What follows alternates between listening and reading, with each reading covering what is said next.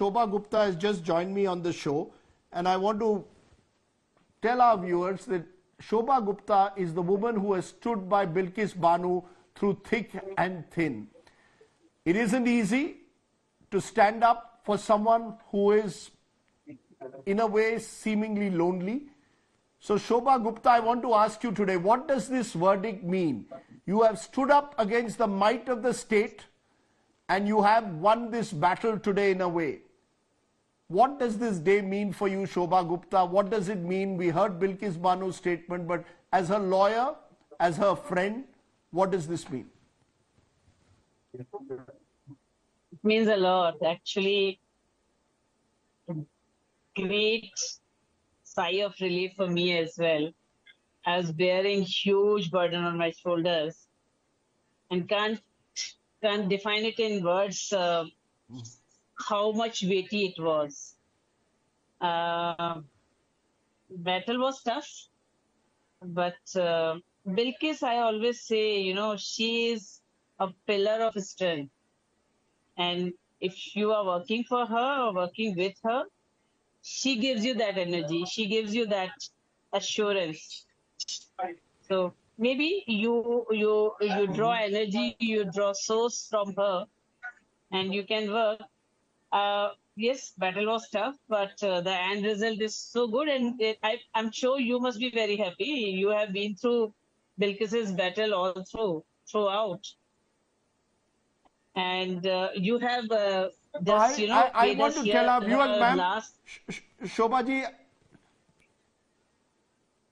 I want to just tell viewers, as someone who covered those riots, who met Bilkis Banu at the time, I mean, anyone with any ounce of humanity in them, if someone has been gang raped and members of our family have been killed before our eyes, will you not seek justice? So I came from that perspective. But what I want to understand is the question that Miran Chadda Borwankar has raised, that why should they have got remission at all? On the other hand, there will be the likes of Mr. Malhotra who will say, look, 15 years have been served. What will you tell those who will say, look, they've served their punishment, it's time for closure? Rajdeep, they have, this is a case where a pregnant woman has been gang raped. Her mother in front of her eyes gang raped and murdered. Her firstborn child brutally murdered. 14 members. All familial network has been completely erased. How come 14 years would be, 14 years imprisonment would be justifiable, would be enough, would be something someone say they have served 14 years. If a person murders only one person, he would have to undergo minimum 14 years. A case like this, when they had shown no sign of humanity, they crossed, like I have done this matter for 20 years. Still, I am short of expression to express how barbaric the crime is. You add all the possible terms of barbarism, inhuman, egregious, club all of that, and that crime is even not sufficiently expressed. This is a case where remission, as Vrindaman said, they have a right to ask for. But this is not a case where the remission should travel to them. And that's why all stakeholders said no. That's why all stakeholders... Yeah, you're saying something.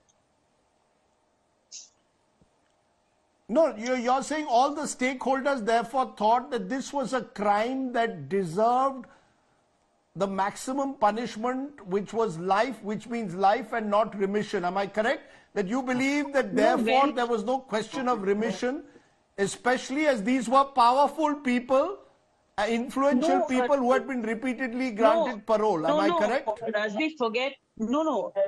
Assume they are not powerful. But the point is, what message you are sending to the society, what message you are sending to each citizen in the country, that how do they feel safe?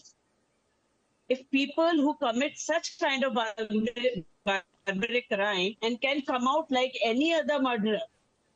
You know, had it been a simple gunshot murder, the convict would have come out after 14 years saying, you please consider me for remission. Now, consideration, asking for consideration and to be granted are two different things. What are the considerations? How would you really justify granting them or giving them the same treatment which would have meted out to a person who would have committed a very simple single murder? How are you justifying somebody I like take the your system point. is justifying?